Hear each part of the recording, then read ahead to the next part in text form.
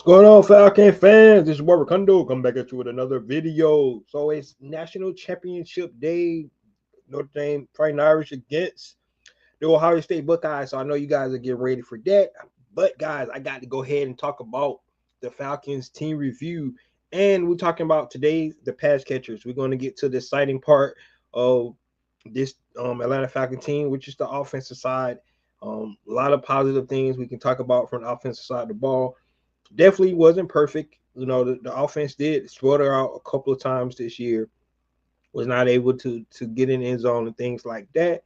But you know, we got a lot to grow on, a lot to build on. I mean, this is a young group, and we're going to talk about it.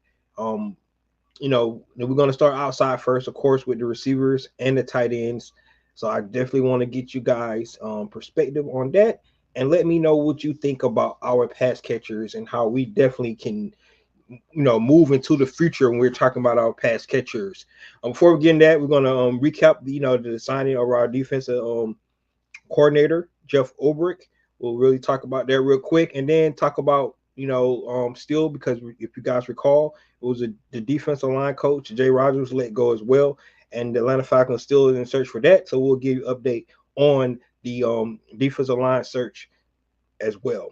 So, guys, with that being said, if you have not already, go ahead and please subscribe to the channel. Please hit the notification bell so you're not dropping another video. Please hit the like button, so I know you guys are here to talk about. Then please share my video throughout the YouTube universe so more people can come and hear me talk about. That's right, these Atlanta Falcons. So we get right into the defensive lines coaching search for our Atlanta Falcons. So we know that Raheem Mars decided to go with his buddy Jeff Ulbrich, right? And so the philosophy of the defense is potentially is going to be, what Raheem Morris likes to do. Of course, Jeff Ulbrich was up under Dan Quinn when Raheem Morris was here at the Atlanta Falcons, so we know they're going to play probably. I imagine them to go back to 4-3 and play a little bit more to cover three type. Trying to get home with four and playing a little bit more zone. Don't like that, but you can kind of see that's what it kind of did and with the Jets as well. But of course, we always talk about that. If you're gonna do that and try to get home with four, you gotta have a really solid good front four to get home and be able to play coverage like that on the back end, because you want your front four to get home, right? That's the whole idea, and it's more of the guys getting up field and instead of playing those gaps and things like that. If you go back to the Seattle Seahawks days and you look at a guy like Michael Bennett, undersized, but he was able to get up field a lot and disrupt the passer. And that's the kind of defense maybe they're trying to do. But if you look at what the Jets was able to do, getting those studs that they had on that defensive front was really, really good. Being good in the run, getting after the passer, just with your front four. That's all going to be based on the personnel that you got, right? But but then you go back and look at some of Raheem Morris, other things, what he was able to do with the Rams, kind of switch it up a little bit, So don't really know how this defense is going to be ran, but we'll just have to see. Now, we talked about the defensive line coach. A lot of people thinking that Jeff Ulbrich might bring his defensive line coach that he had with the Jets. If you look at what they was able to do, bring him in, that would have been tremendous, right? Trying to build that chemistry there, somebody he already know. But it's been reported that the Atlanta Falcons are interviewing Texas assistant D-line coach Nate Ali for that position. He worked alongside our defensive coordinator Jeff Ulbrich, so they trying to get somebody that he's familiar with to bring in, and he helped coach that Houston Texan front to 49 sacks, tied for fourth most in the league. So now we know who was on that Houston Texans front, right? You got Will Anderson, you got Neil Hunter. So sometimes it's about not the X's and O's, it's about the Jims and Joes, right? That's what it really boils down to. Sometimes you got to have players. So the Atlanta Falcons is going to improve either way. They're going to have to get players, man. It's just what it really boils down to.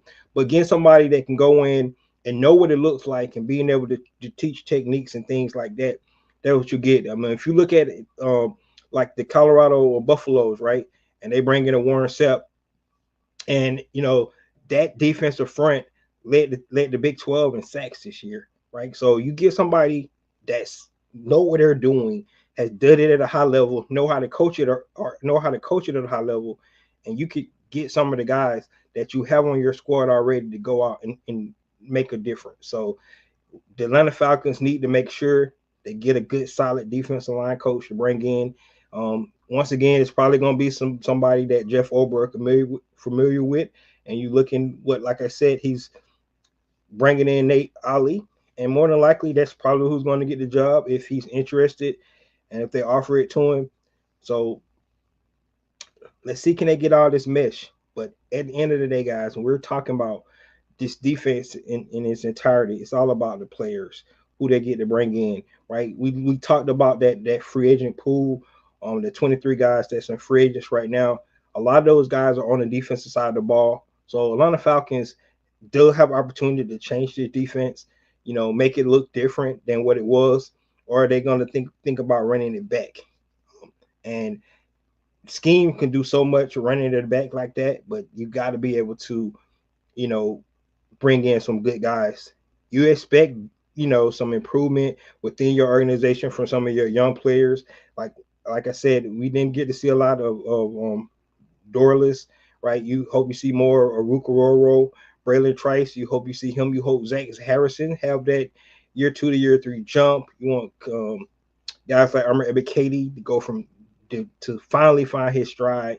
He led the team in sacks this year, but we got to see him improve, right? Um, what they're going to do with Grady and David. So those are the kind of things you think about from the defensive front standpoint when you're talking about the defensive line. But, you know, the Atlanta Falcons got to make changes on defense. So, you know, the GM, Terry Fontenot, and the head coach said it's really ain't about showing you what we do. It's not really about talking about what we do. It's what they got to show us, right? Especially when you bring in a hire of somebody that I think, was underwhelming to most of the fan base about when signing of Jeff Ulbrich, right? Um, we just got to see what the Atlanta Falcons do from a personnel standpoint, who they decide to break in. But that's right now, the Atlanta Falcons did have opportunity to interview Nate Ali, and hopefully we'll see if they're going to be the guy or not. If and see where we go from here. But it's really, guys, is about this offseason and what Terry Fontenot is able to do from bringing in the correct personnel to make this team better on the defensive side of the ball. All right, all right, all right. So let's go ahead and get into talk about our receivers and our tight ends. And like always, guys, we're gonna look at our free agents first, of the pass catchers that we got from our tight ends and our receivers. And today, you look at the pass catcher that we do have that's on free agency. You're looking at a guy like Rondale Moore, who got injured in training camp, so we didn't get an opportunity to see what he would be able to do in this offense. But I can tell you this: the chemistry that he had with Michael Penix Jr., running with that second team, was really, really good before he went down. And he's a change of pace kind of receiver, a gadget guy you can use in many different ways in the offense. So I kind of expect them to bring Rondale Moore back because, it won't be on a high price deal because, he's coming off an injury, being able to prove that, he still can do some of the things he can do, that he can do. So I really believe that bringing in Rondale Moore probably something that they willing to do. Like I said, the chemistry that he had with Michael Penix on that second team, because I seen it a couple of times. We only got to see 2 live practices this summer because there was the renovations they was doing at Flowery Branch. But the 2 practices I did see, I was impressed about the chemistry that he had with Rondale Moore. The other guy is Cardale Hodge. We all know that he's probably going to be back.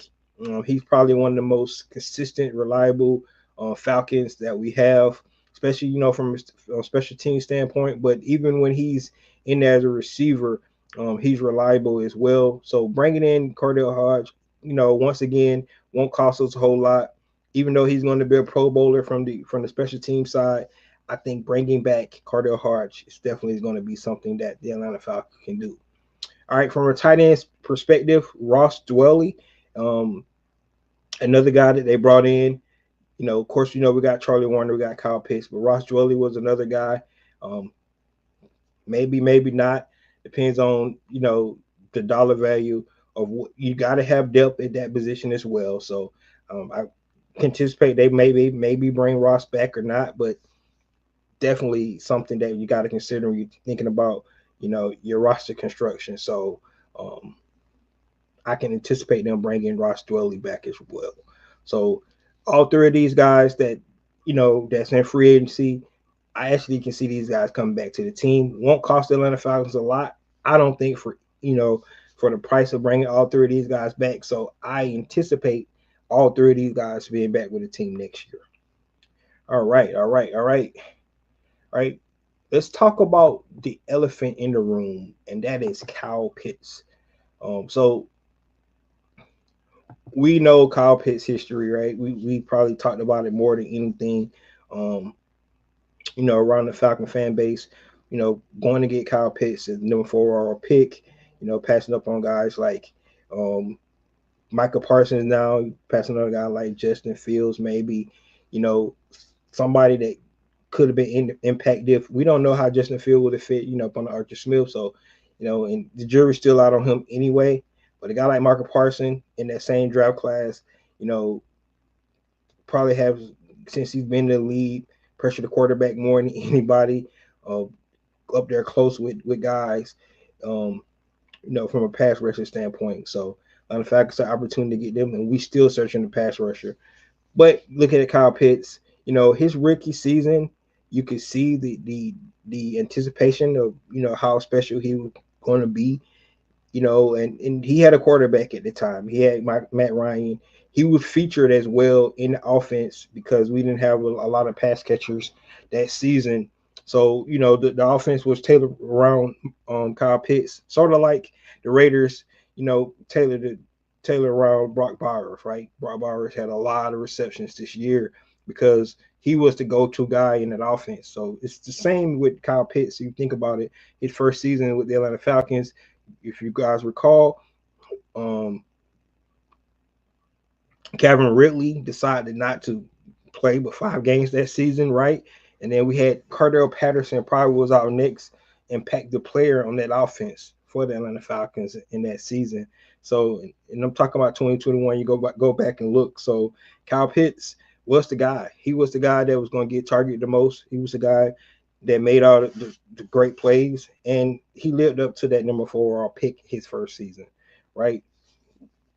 Then we know what happened the last 3 seasons, right? Quarterback shuffle, things like that. Um, then we had a coaching change. We bring Raheem Morris in, and in my opinion, the game plan for Kyle Pitts has kind of been tapered down a whole lot. It seems like the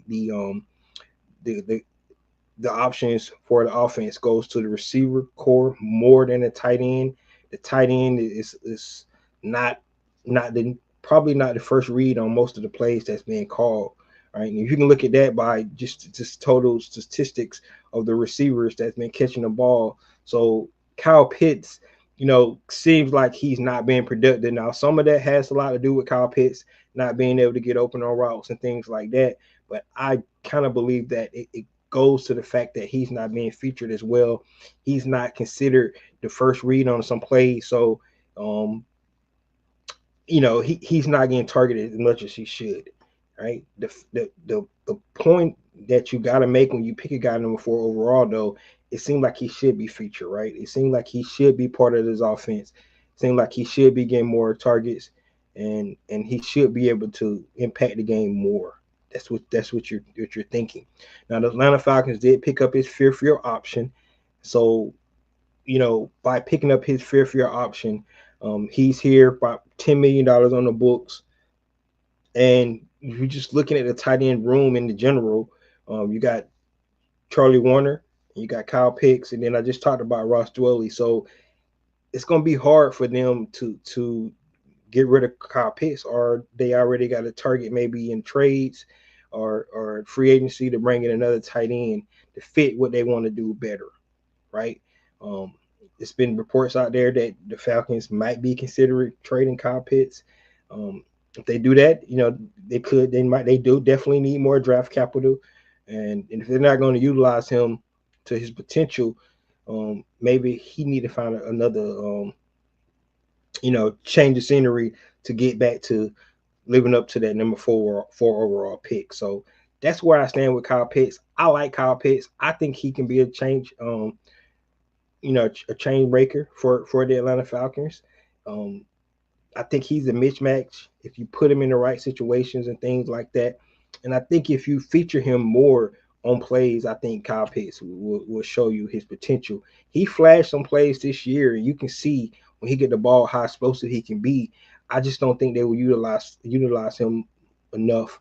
Right? You saw the spectacular catch he had in the Commanders game, to send the game into overtime. So Kyle Pitts has the potential. He has the ability to be better than what we have seen over the last 3 seasons. But it just haven't lived up to the hype, right? And you just got to be honest about that. And the Falcons got to make a decision on Kyle Pitts, whether they want to keep him on the roster or they want to trade him, and get something for him, right? He's going into his last year of the contract. Um, I don't anticipate them extending him. Maybe they do. Maybe they might see something different than what we've seen as a fan base, from Kyle Pitts, right? But right now, he's not living up to that number four overall pick, and that's just the reality of it.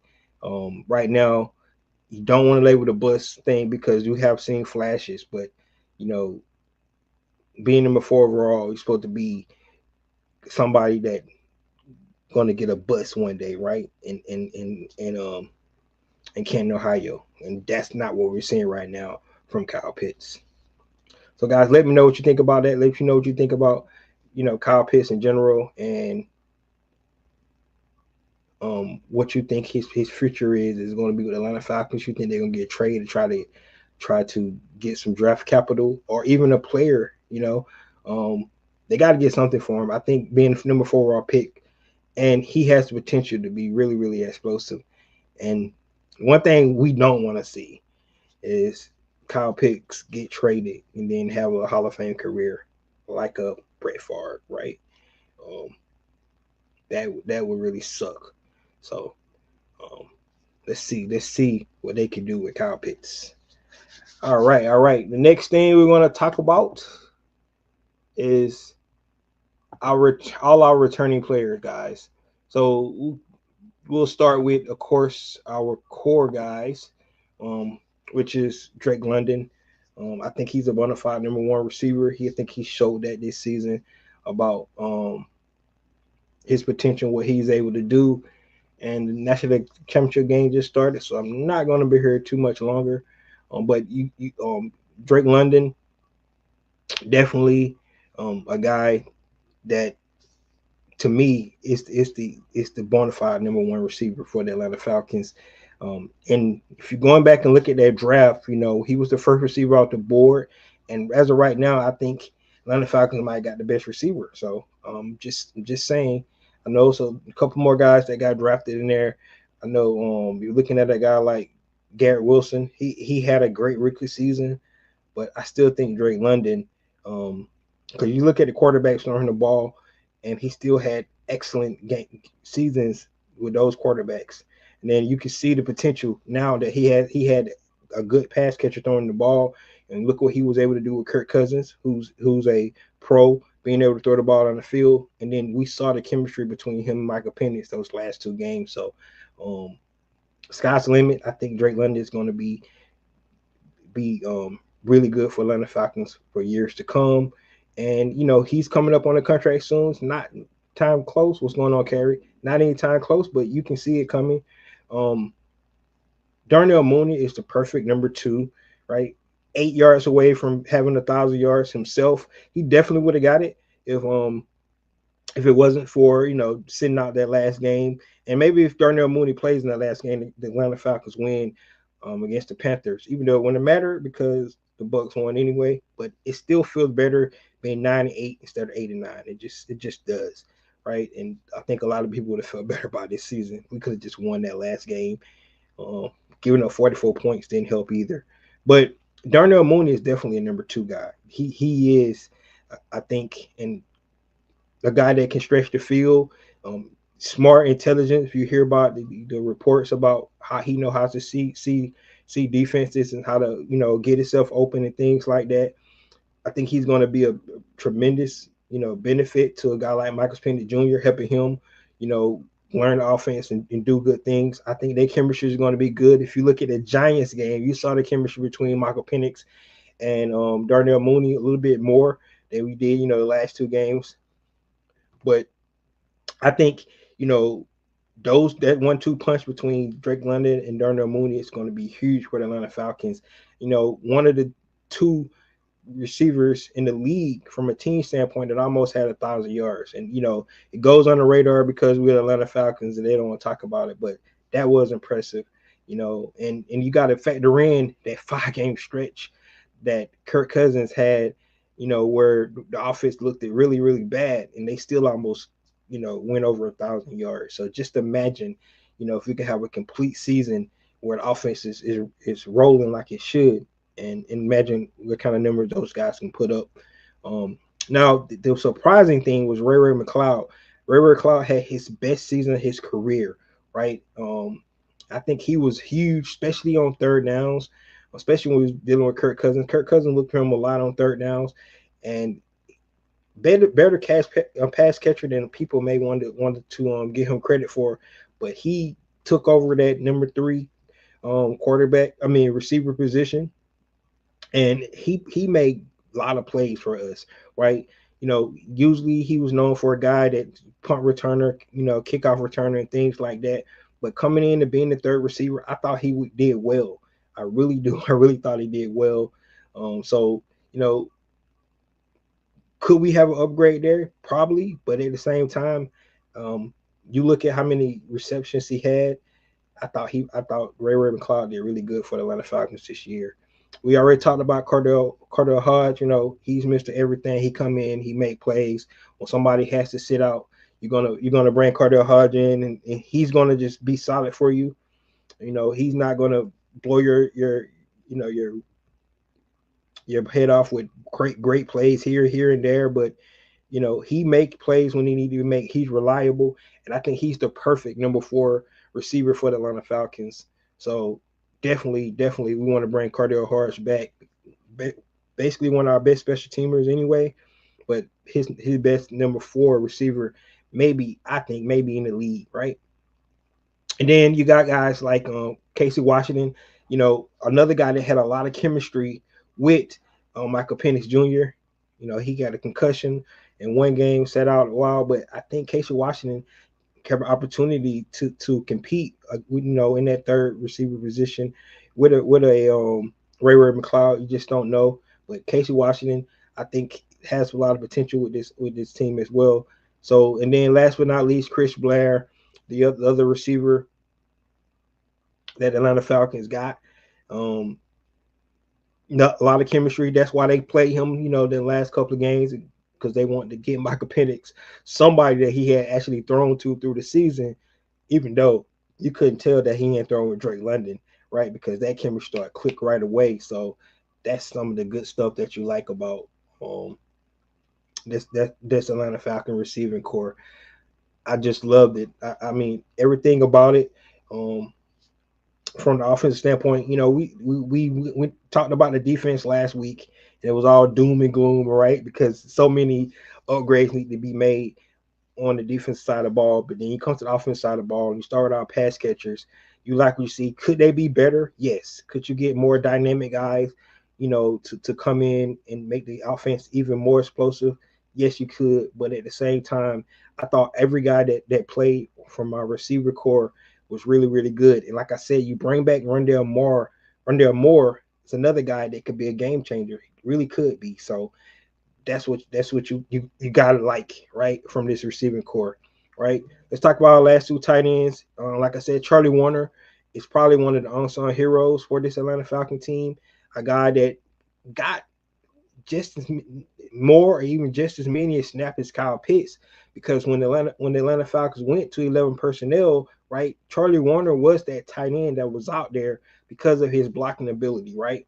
he was like an extra offensive lineman out there for the Atlanta Falcons. He helped Bijan and Tyler open up a lot of holes for Bijan and Tyler. He just did, right? So he's solid. So bringing Charlie Warner back didn't have a lot of receptions, but that's not why he was brought here. He was brought here to be and do what he did, for this team, that be a blocking tight end, and he did his job really well, right? And you have to add him to that offensive line if you're talking about pass, in the run game. But Charlie Warner, you know, everybody was wondering when they picked up Charlie Warner in free agency. It was like a throw-in free agent, but he was one of the biggest free agent signings, besides the Caden Ellis, besides a Jesse Bates, Darnell Mooney. Um, Charlie Warner was really, really huge for us this year, right? So, right now the Atlanta Falcons have Kyle Pitts, Charlie Warner on the contract. Ross Dwelly is somebody that I think they probably need to bring back, because the depth, you want to be able to have that depth, across the board for that tight end position. So, I think seeing bringing Ross Dwelly back, you know, maybe they can get another upgrade there. Depends on what I talked about earlier with Kyle Pitts. If they decide to make a trade for him, just don't know, right? We just don't know.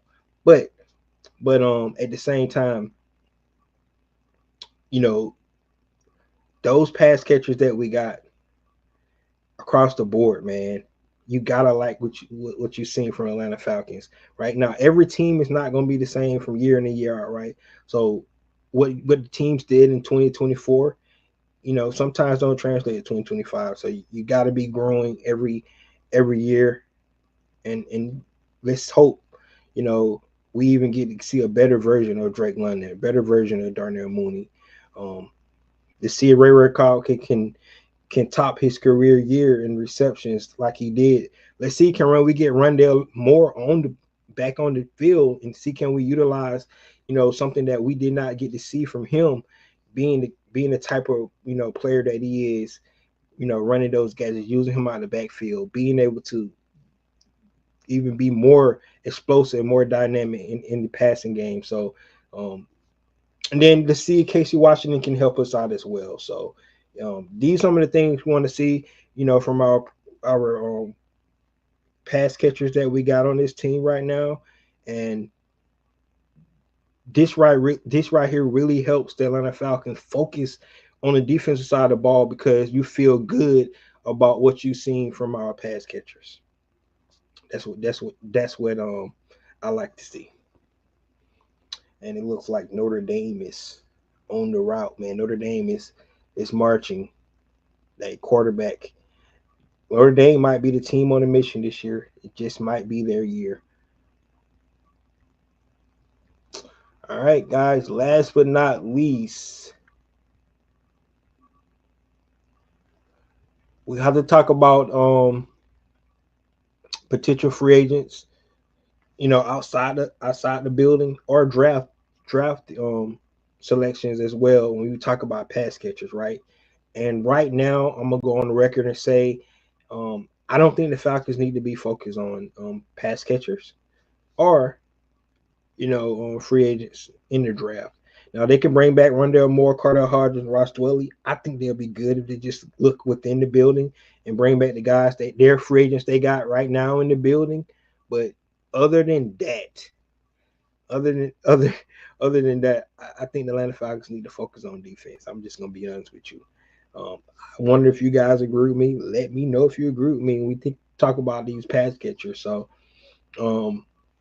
I think this was an easy review for us, because for the most part, I thought Atlanta Falcons pass catchers did a really good job this year, right? You want to see more out of Kyle Pitts, no doubt, 100% in that. But if you look across the board for every other guy, you got to be pleased what you see, right? Almost had 2,000-yard receivers. We had a guy that had a career year in Ray McLeod. You see the bright spots you see for Casey Washington, and Cardell Hodge, of course, like I said, a Mr. Do Everything. So I like what I've seen from our pass catchers. I think the Falcons need to stay away from free agency and the draft when we talk about pass catchers. Yes, if you want to get better, I get it, but Atlanta Falcons does not have a lot of cap space to be wasting on, trying to bring in another dynamic guy, and also they don't have enough draft capital as well. So they need to focus, utilize their resources better this year, and don't be so looking at the offensive side of the ball, in my opinion, looking more at the defense side of the ball. But bring back your free agents that you got inside. And once you do that, I think the Atlanta Falcons should stay pat. That's where I'm at with the pass catchers. And that is 30 minutes on the dot. Um, try to make it short because I know it is national championship week, national championship night, and Notre Dame fighting Irish is 7-0 on the start of the game. So thank you guys for tuning in. For you guys who didn't tune in, if you did tune in, please give me your feedback, your comments on what you think about our pass catchers, our wide receivers, and our tight ends. Do you agree with me that we should just bring back our three free agents that we got, and Rondale Moore, Carter Hodge, and Ross Dwelly, and stay pat? Um, do you see Michael Penix even making our pass catchers even more dynamic when he wants to get a full season? That's where I'm gonna leave it at. So, guys, with that being said, if you have not already, please go out and share my video throughout the YouTube universe. Let all the Falcon fans know about Recondo Real Falcon Fan YouTube page, because I really want to be able to interact with you guys this off season more and more and more. And that's all I have. This is your boy Recondo. Come back at you with another video. Peace.